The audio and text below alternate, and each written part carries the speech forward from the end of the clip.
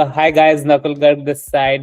Today I'm gonna be speaking with Keerthana, and Keerthana is one of our previous client who actually successfully got the Global Talent visa. She got the visa through UK Global Talent, UKRI Endorsed Funder route, and we help her through that route. So, just for introduction, myself, Nakul Garg, I'm the Global Talent Endorsement Coach. I work with technician and research candidates for UKRI who really are looking to move towards getting a global talent endorsement and got onto the global talent route. So, all right, Keerthana, it was a pleasure working with you while we were over the last couple of months, not couple of months, like about 4 months we worked together, and finally you got the global talent visa. So, how is it feeling right now to you? Right now, it's really stress-free. Like I'm now focusing on my back to my career, research career, like publications and license and all. Working back to that. Currently I'm working for the part-time, so I'm looking for full-time job also. So I'm getting interview for that also. As I told during the process, I'm looking for PhD also. So I'm getting interview from PhD also. So I don't have stress for the visa now because this visa I can do it for work or the studies. So Yeah. the visa is sorted for me. So I'm back to my career thing. All right, so let's start from the basic, like where you come from, your bit of background and experience. Like you born in India. Start from the very basic, and we come to UK Okay. towards the research, So etc. I done my undergraduate and my masters in clinical neuroscience from University of Madras in India itself. Then again I done the second masters in at University of Madras, University of Bristol in molecular neuroscience. Mm-hmm. Then I took my PSW where I was searching for a job. Then at the end I got a job in UCL as a researcher in neurocardiovascular department. Right now I'm working there itself in one of the research work funded by BHF. So after PSW, as now the skill work visa have so many changes, keep on changing it. One of the other visa which I was known about global talent visa, as my career was want to do PhD studies also, but skill work visa have one not opportunity, doesn't have the opportunity to study also. So that's one of the thing. And the second thing is I have to stay in that skill work visa if I am getting sponsorship the same company for 5 years, something the time of sponsorship. And I don't want to do that. Like I want to keep on changing for my better advancement of career. So I thought the global talent visa is one of the good for me for my future thing rather than the skill work visa. Yeah. So, and even skill worker visa was very difficult nowadays with the condition. No, not easy to condition because they have the salary range which keep on changing every month nowadays for the UK government. And second thing is, as a fresher, you won't get the salary range till like 41,000 because we don't have experience, and also they won't give you at the moment like this much big range of experience. You need a post. The salary range which are in academic right now, it's for the postdoc. The postdoc is getting the same salary range what they are giving. So it's not easy to get skill work visa, and all the institution will not give you skill work visa as a sponsorship because the funding and everything is included in that. So I think the global talent visa is means good favor rather than the skill work visa. It's in our thing. We can keep on changing the company for the good career or something. Yeah, so even Keerthana, like if I interpret one thing here is like while you coming from a very clinical research background, so whereas a skill worker visa is based on meeting the criterias, which is like salary threshold and having a certain kind of experience for you to achieve that kind of a salary threshold.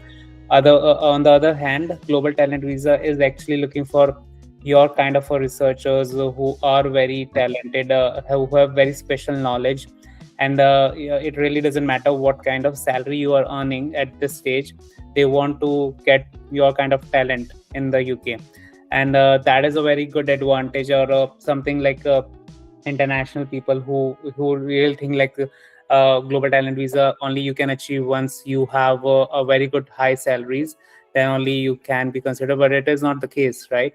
No, it's not like a salary, neither the part time or the full time. That also there, because in skilled worker you have to be full timer, because and this here there is no problem of whether what's your time, what's your salary, what's your way of working, anything. It's more depend upon how talent you are, how good in your area, and how skill, what your skills are, all depend upon your skill. So it's worth it. What I studied, it worth it. Yeah, yeah, and that's a very good point. Like Keerthana, being a part timer and researcher, that also is being welcomed by the UK government while they're getting you on a global talent visa. So, Keerthana, it would be good to know for us and our audience, like what is the research you are doing, what kind of technical skills you are having, and yeah, then we talk about the swim bodies.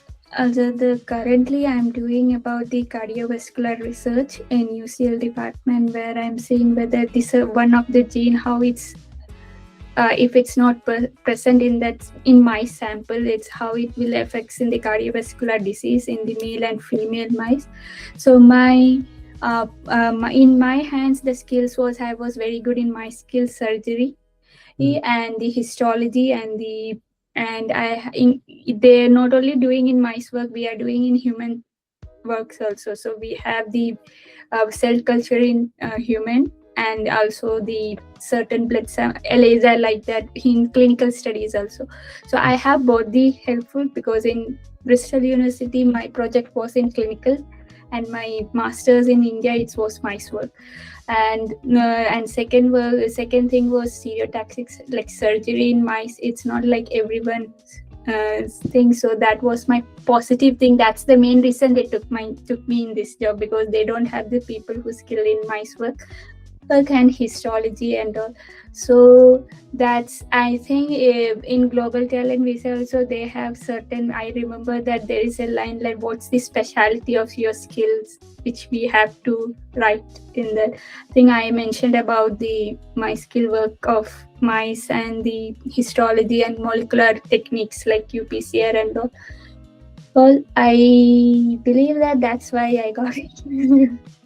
Yeah, true. So, Keerthana, like just one quick input regarding how did you find the job at UCL in this research field? And at that time, did you know that this job would be eligible for global talent visa? No, so in my mind, I was not thinking about this visa first. I was thinking about getting a job or getting into a PhD. That's my main thing. So the first thing was I want to do in academic area. That's what my interest was. The second thing, it should be a research field in neurocardiovascular, all that research field itself. And I want to learn certain techniques which helpful for my future career. So this job, I don't know, like I applied like randomly, like for 200, 300, like keep on applying for the job. And I do get the interview, but keep on getting rejection. So this also I got an interview, but I didn't believe that I will get it into UCL also, because I got one day before I got rejected from King's College. So I thought UCL won't get it. So then after 1 week, my supervisor sent me that you got to get into this job. I didn't even know that it was a part-time job also. So I was applying only based on whether it's academic, whether the certain technique which I want to learn from this job is there, and whether it's useful for my future, for my PhD studies and all. So that was after applying, I came to know it was a part-time job and everything. So it was one good thing that nowadays I look into the like how many hours and all. But earlier I just want to get a job. That was my main motive. So yeah, I apply. I think it was there in UCL website also. The job opportunity was there. Then Glassdoor, Indeed. I don't know, one of this website, this was there. I applied through that. Then I got an interview call. Interview was more of technical and the academic knowledge both combined together. I answer most of the questions. Some of the question I directly told I don't know, because I was more of knowledge of neuroscience than cardiovascular things. So, but at the end, it was not about the knowledge; it was the skill. So I asked her like I didn't answer 2-3 questions. Like, then why do you take me? What's the difference in the other? So she told it's not about your theoretic knowledge, because theoretic knowledge you will get from through books, paper, or anything, but more about experimental skill knowledge, which everybody doesn't, other candidate doesn't have. That's why we took it. So I understood that doesn't matter what you learn, you need an experimental skill. True, and I think that was quite a journey, to be honest. How much time it took for you to get from interview stage to getting a job with UCL? 1.5 years. How much? 1.5? 1.5 years. What? Really? Yeah. Why so much? So it's like I was applying. It's not like interview was the main thing. They have the problem with the visa also, because I am in PSW. After that, the skill work visa. So every interview. Sorry, where did you do your masters? Where did you do? Bristol. Bristol. Okay. Yeah. Okay. So I worked in Bristol for 1 month as a research intern to continue. Then the funding problem, they stopped. Funding was not there, then I couldn't continue that project. After that, I was keep on applying for PhD job, interviews getting. But during interview, there was the common question, the visa, because I understand from their point of view also, like how you get your visa. Like, they keep on changing the visa rule each and every time, and it's not possible for the fresher to get this much threshold of at the end of. So it's not like I got interview then rejected, got interview rejected, at the end I got it. So I think you should be persistent and determined for that. You rejection, like my mom and dad tell, it's common to get rejection, so be persistent and determined. That's what.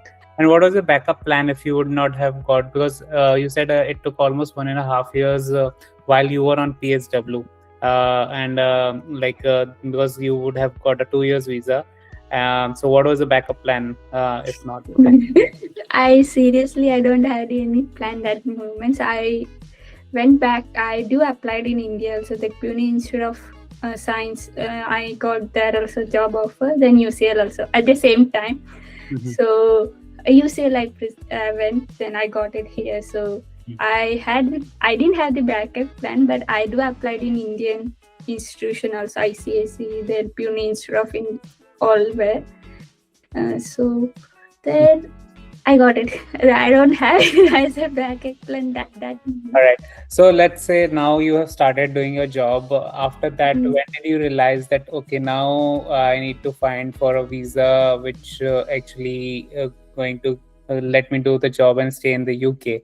So tell me about that. When did you identify global talent visa for you? Okay, so I was not very intention to do the skill work visa, because my planning is different, and like working was not my long term thing. There are many other things, was the studies and so when I learned about skill work visa, it's like you have to be stuck with that company for 5 years, which I was not ready, because it's like even if you get good opportunity, I can't go back to that thing. Then I came to know mine was part-time job, then salary threshold, and the second main thing which I feel like I don't want to do this, they keep on changing these rules now 6 months, which I'm saying, like right now I came for 3 years. Within 3 years they change drastically. Every 6 months keep on changing. So I don't want, like, in future career, when I reach in certain point again something changed, then it affects again, then I have to go back to this square one, same stress, everything. I don't want that. So the second thing was global talent visa, which I heard during my masters, when my personal tutor was telling that you have many other visa other than skill work. So it was stuck in my brain, like a global talent visa. Then I searched it, like what is global talent visa, how it's helpful for me.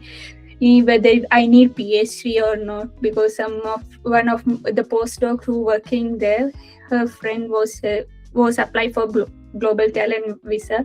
She told she done PhD, so she's doing postdocs. Whether my education criteria is enough, or whether this VHF funding is come under global talent visa, whether my salary all this is there, and whether it's favor for me. I done do some certain research, like not too much research, like small research I done. So I thought that this is the after got the offer letter, then only I started to search for visa. Okay, because my supervisor asked me on the day first, like, what you have planned for the visa. It was only 6 months left. Then I told global talent visa randomly. I didn't do much. I will apply. So she said, how much you have? I know 80% I may get it, because I done all this. I can't tell you 100%, 80% I told them. Then I went again deeper research. Then I was saying this is the thing, but I was confused whether I should do route 4 or route 3, because I don't want to personally go for route 4 because it has too many documents to submit, and I don't know where will be my documents. And route 3 I was favored because it's less documents. That's the main thing. Route 3, no need of too much headaches, so that I don't get too much stress. That's how then I come back to research and ask ChatGPT. Nowadays ChatGPT is my second father. So I put my CV in ChatGPT, whether it's eligible for my global talent visa. Then I put my job application and job criteria, everything in ChatGPT. So they told you can apply for route 3, route 4 according to them.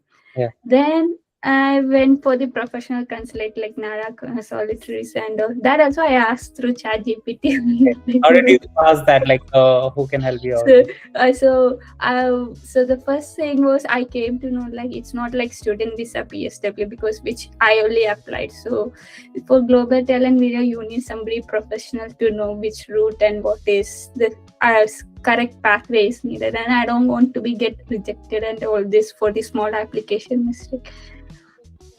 So I just asked ChatGPT, like, what are the best solitaries, like best legal profession for the global talent visa who look into the visa consulate.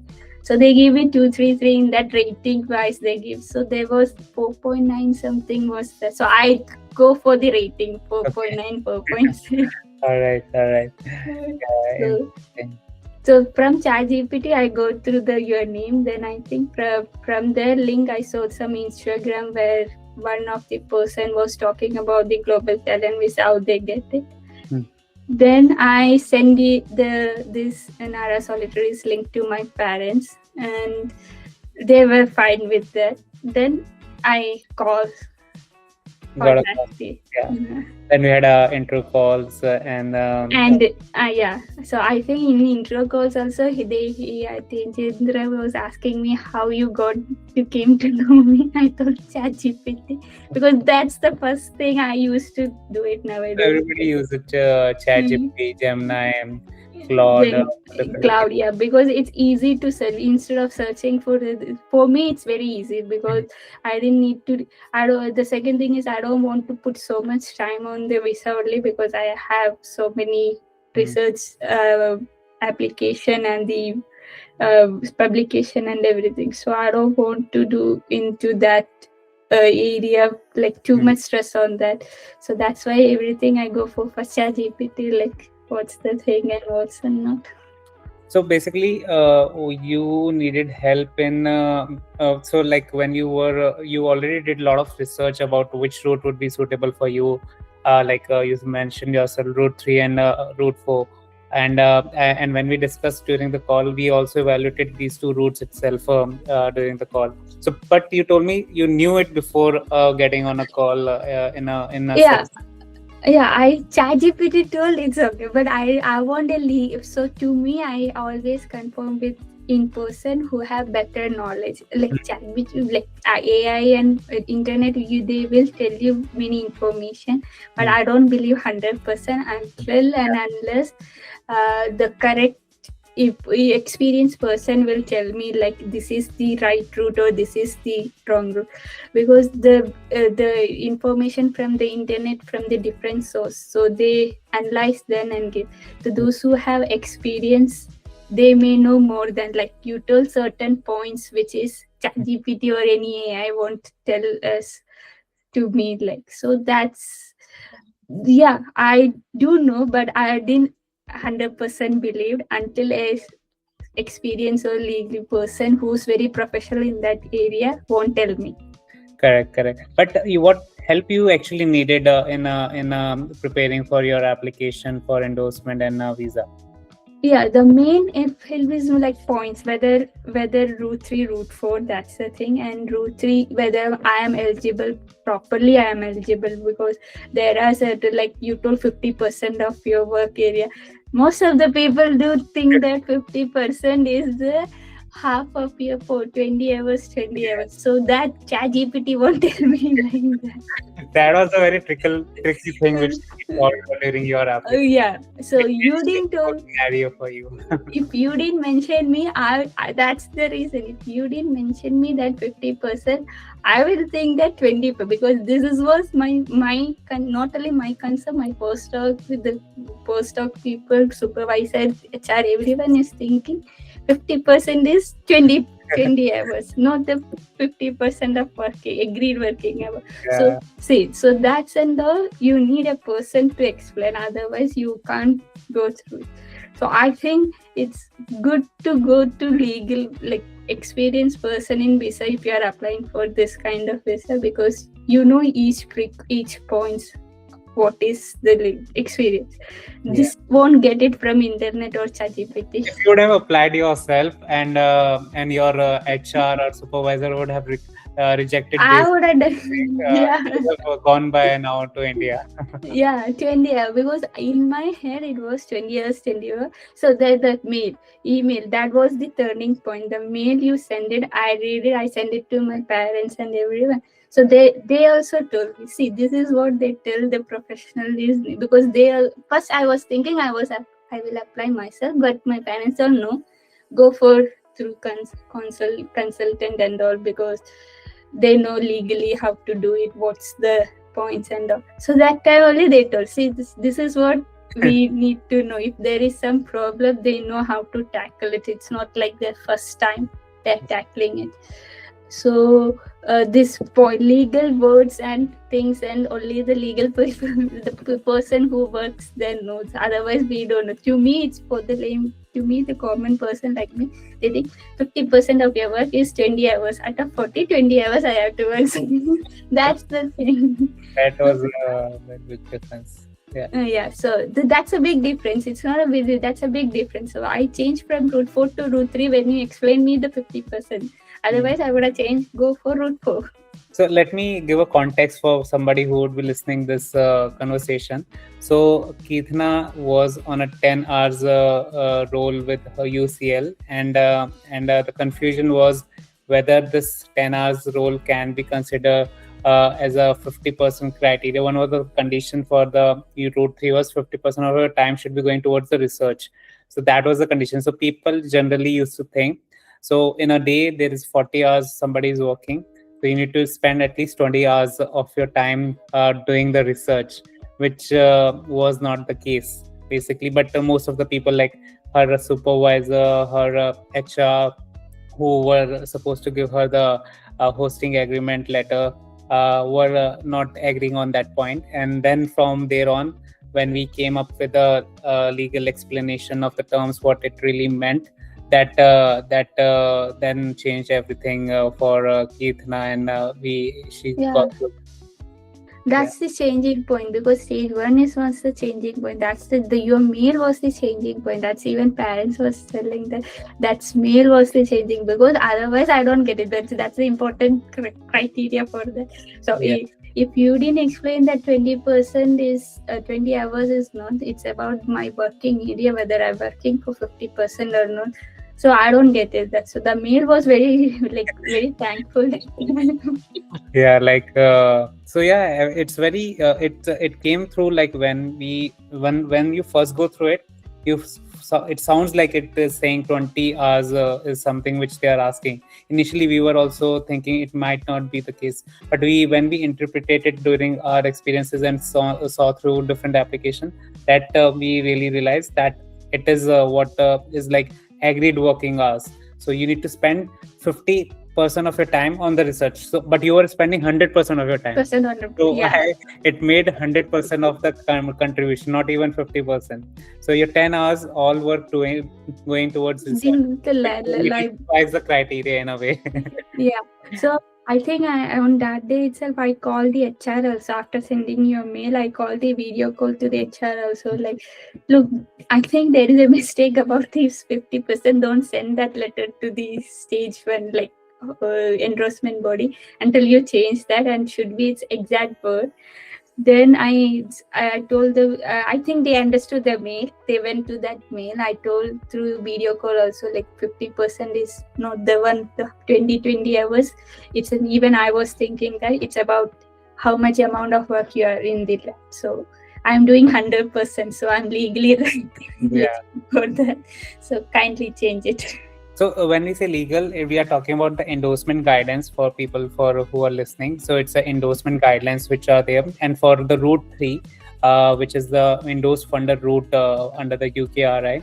So let us give a like we move ahead. Let's go step by step.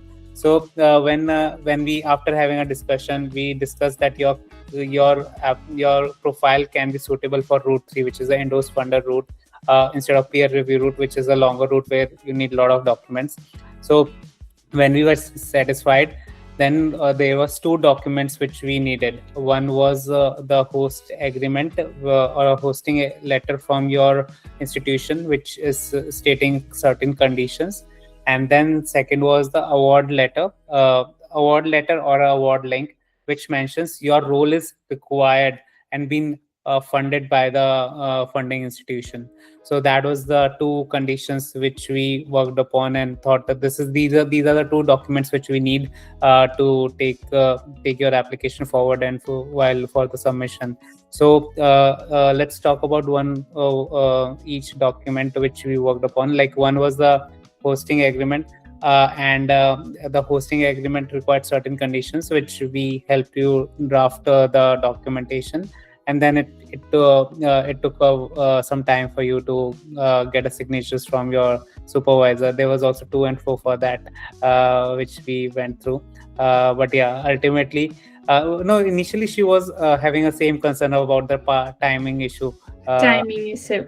Yeah. The timing, that 50% was the issue. Yeah. But it was, then you send the letter, he or she was like 50%. She was thinking the 50% out of 40 hours, it's 20 hours. That's what's even HR also thinking the same thing. I tried to explain, she couldn't understand. I'm like, easiest way how to explain, I explained it also. I didn't think it's understandable for her also. Then she also, like, I feel like bit scared, like, because it's a project. If something change, it may affect her career also, she was thinking. Then you send that letter, whether what's the actual 50% is meaning, then only she struck it out. So for better understanding of somebody who is listening to our conversation, so Keerthana was on a job for which was rolled out by her supervisor, who got funding from BHF, right? BHF, British Heart Foundation, and she was the main supervisor. She didn't need a visa, but in her condition itself, like in her funding requirement, she already posted a research technician role, which Keerthana was on. That was the condition which really we need to had to satisfy in our hosting agreement. So anybody who is so either you are being funded directly, that person can also apply for a UKRI endorsed funder route. Or secondly, if that funding required in the funding application itself, there are certain jobs which are mentioned, which are related to research, and that is the post you are hired on. then you are also eligible for getting a UKRI fund endorsed funder route. So you can get on that as well. Yeah. Yeah, that route also was there. I was first I thought that's the route. Then when I talked to you, you told that that's not the route. That the second one is the route, because I, there was one route where directly funded, Yeah. but it's not directly funded to me. It's funded to supervisor, but my salary and everything, whatever the needs is and all, are by BHF, not from the institution where I getting it. Yeah, so that was also a bit confusion, Yeah, right? it was Uh, a bit confusion. It like was. you were saying, like I'm not getting the funding. I'm just doing a job. Yeah, so Yeah, that was also a confusion, because you also asked whether your salary is getting from the uh, BHF or from the UCL. I was the payslip is UCL, so I was thinking it's from UCL. Then I read my contract, so it's written external funding. yeah. Then I So you asked didn't know that time that you didn't know that how is this funding coming up? Like how is this? no, now I know it. Earlier, I didn't know this funding process is what's this funding process and everything. I Yeah, was thinking that they need a research technician. Yeah, I'm getting money from the UCL, so that's the easiest thing. But Mhm. later, when I went to and that also one thing. Now I know how the funding and all process is happening. Yeah, So I asked her like whether my money is coming from UCL or from the extra BH. So she's telling no, not from UCL, it's from the BHF. So your money is coming from the UCL. Your name is not there because grant has to apply from many yeah, years before. Your role is there. So and how many working hours, what's your salary, everything in that grant application you have it. yeah. So that was also quite a big distinction between your name is there in the grant application or your role is there. So either of that need to be That correct. So the role. So what we build up a justification was that there was a role mentioned about the research technician in the grant application itself, and grant was given. Now your supervisor hired you in that role. That relation we had to establish in the hosting agreement. yeah, Yeah. that's the so grant application. They don't have my name, but they have my role Mm. name. So that was the which we confirmed first. Mm. Then only we came put it into the host agreement. So this all many things done research. It's not like within 2 months you can apply for this visa. You have to be. So I started on September and October. Yeah. November, December, I applied. So now till October, November, all and we were discussing and thinking what's the good route and whether we are eligible or everything. And December before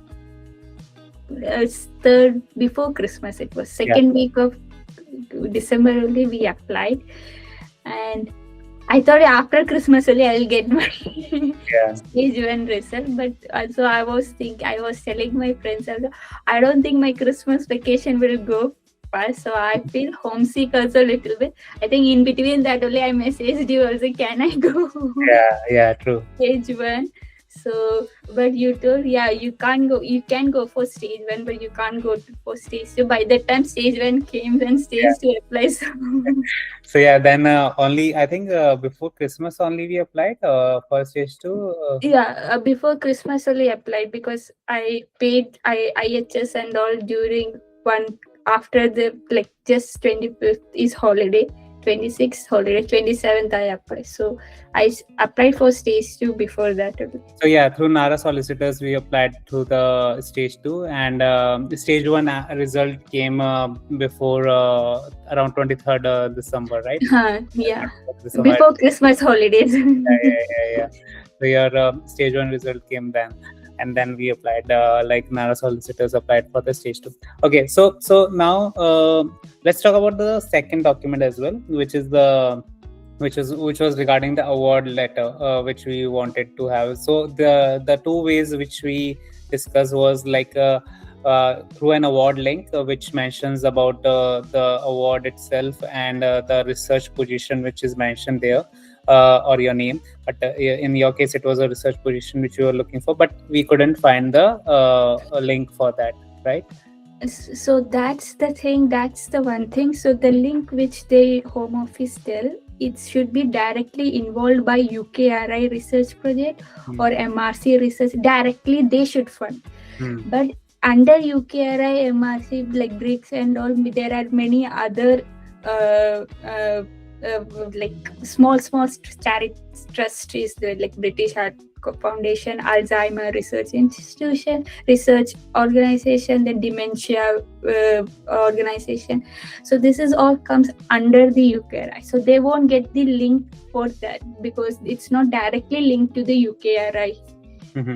So certain, so that also the certain project should be directly linked to the UKRI project. Certain is not directly linked. Some are like this.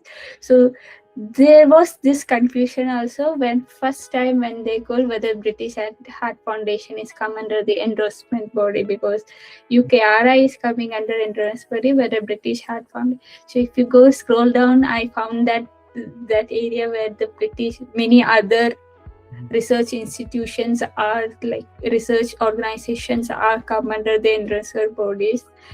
Yes.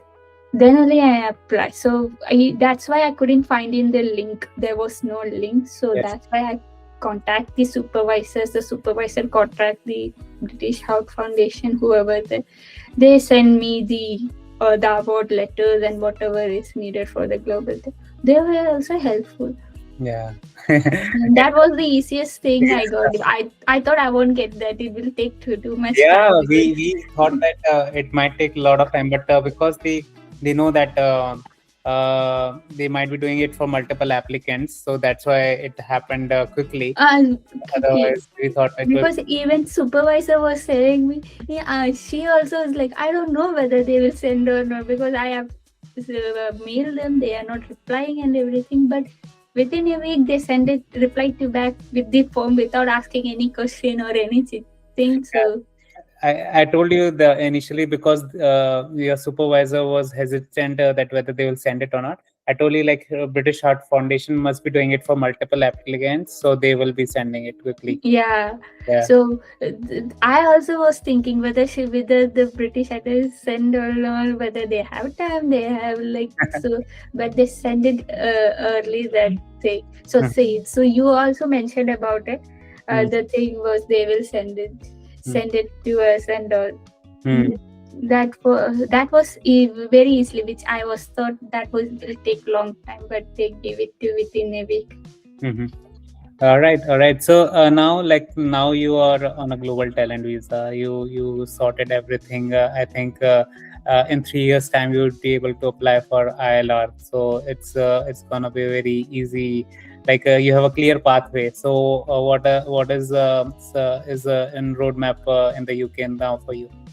Now the first stress was for my parents and everything was for me and everything was visa. It sorted out. Now they are stressing for my PhD. Now your next goal, because for my academic area I have to you have to go forward. So the thing is PhD. So I am applying for PhD, researching for supervisor, and along with that right now I'm in part-time. So I'm planning for the full-time job also within the UCL. So I'm getting interview also, which is very good, which earlier I don't get the interview easily. But now visa thing is like 2-3 interview came within a week, so that also good. So I think maybe the visa thing they change, so they don't need to think about visa much. So that's why they calling for interview now. No need of stress on visa. So and after PhD, I didn't thought about too much. So right now PhD and full-time job. After that, I was thinking about postdoc. Yeah. Okay. So a lot of the different options you have now. You have all the freedom to work upon what you want to do, and you can do multiple stuff as well. So nobody is restricting you to do. Yeah. Right? So that's the freedom of a global talent visa. All right. So last quick input, Keerthana, any feedback or would you recommend us to other people? Would you recommend me to your colleagues or somebody who is looking for a UKRI endorsed funder route or peer review route? What do you think?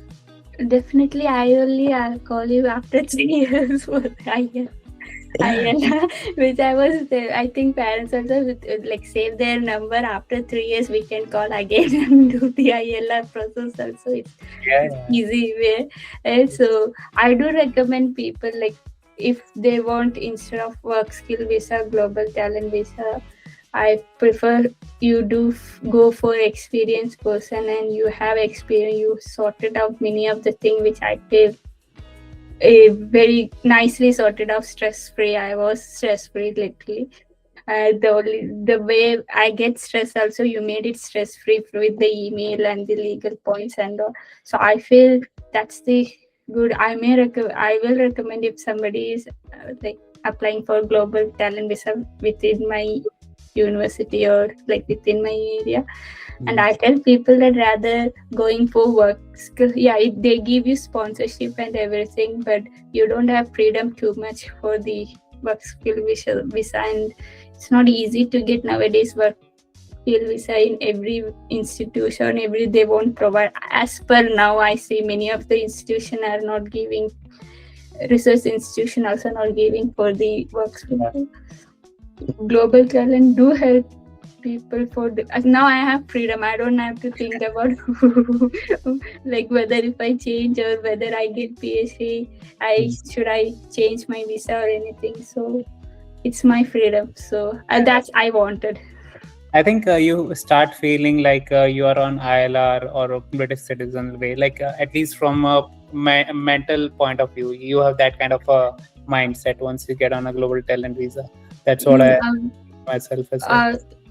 To me, it's like freedom of choice. Like you choose anything. I can apply for anywhere, anything without thinking twice. Like what? Whether because before just PSW, I have to think many things. Whether they will apply, will it take me? Whether the visa is needed, whether visa is not. So I don't have to think now that I just apply. If I'm interested in that work, I can apply. I don't care whether visa is problem or any problem is, because right now at the present moment visa is the problem for many people, which I saw, like many of my friends also I saw it. Visa is the main problem because they won't get visa like and nowadays UK government is becoming very strict with new regulations and rules coming up. Yeah, so and the one of the thing in global talent visa that they are not touching any difference in the rules, changing the rules in global talent compared to the West. They are stricter in skill work visa, not in global talent visa. They're promoting it. Never. Yeah. If you have skill, if you are good at your skills and you are good at your profession, I think better instead of going for work skill visa, go for global talent visa rather than sitting in one institution for 5 years. Yeah. All right, Keerthana, thank you so much for coming on the call, and I wish all the best for your career as well. And we'll be in touch whenever you need some assistance. Happy to speak with you. And any last final comments from your side? Right now, nothing. Just all the best. Any last advice you would like to give to people who are immigrant, who are in research space like yourself? Last piece of advice you want to give? Be persistent and determined. Okay, you get rejection from even for PhD job, whatever you feel there. I saw many people after 6 months, 2 months, they keep on rejection. Then they stop searching and they like I won't get.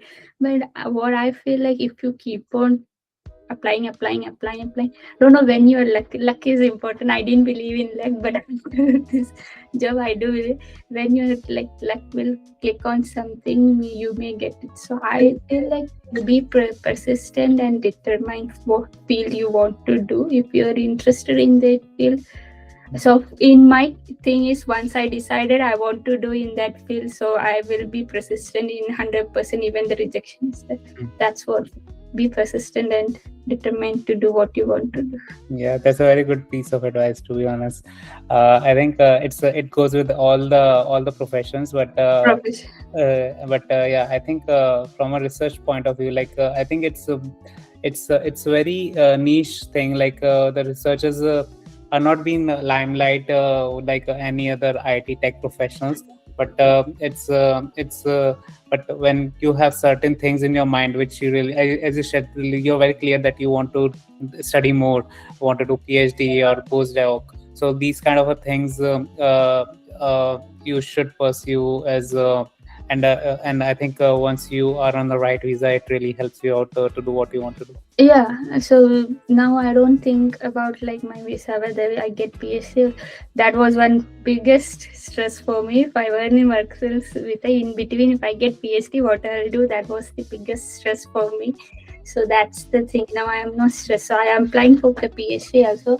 And the thing is, after 3 years, like somebody told me, like my supervisor itself told me, like after like 3 years you can apply for the IL. If you're applying for the ILL, like you can apply within UK PhD also, because like UK home fees PhD where you get fully funded. Nowadays the problem was funding is the problem for the international student. After ILL you can apply for the UK students itself as a PhD, so I get more opportunity. All right, yeah, makes sense. All right, Keerthana, thank you so much for your time. All the best for your career, and we'll be in touch. All right, thank you. Okay, thank you. All right, guys, one quick input from my side. I am not an immigration advisor. This is a disclaimer. I am not an immigration advisor or solicitor. I help in endorsement related stuff where I help the candidate for preparing for their endorsement application, giving them the right coaching from my side. That's what I do. I work with law firms who like Nara solicitors, which processes and do all the documentation and paperwork. I work with them, and they process it further down the line. So that's a disclaimer. But yeah, I am happy to work with anybody who is looking for endorsement coaching support for global talent or innovative fund visa. Like I work with you global talent visa guys who are looking global talent visa endorsement related stuff.